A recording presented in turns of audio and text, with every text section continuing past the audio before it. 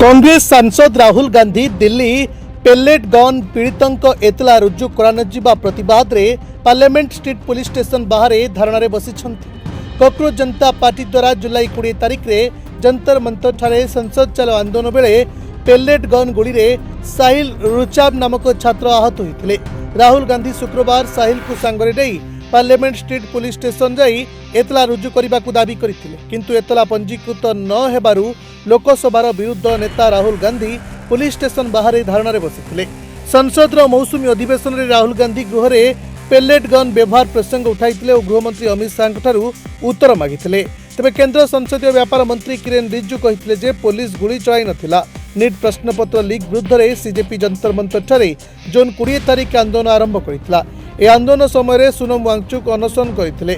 जुलाई 20 तारिख संसद पदयात्रा समय पुलिस और प्रदर्शनकारी मध्य संघर्ष होता। तत्कालीन केंद्र शिक्षा मंत्री धर्मेंद्र प्रधान को इस्तीफा पर जुलाई 25 तारिख रे प्रतिवाद शेष होता। टीएमसी नेता साकेत गोखले द्वारा दाखल कर एक आरटीआई आवेदन जमापड़ी जुलाई 20 तारिख रे संसद पदयात्रा बेले अति कम 10 जन लोक पेलेट गन गुड़ी आघात पाई।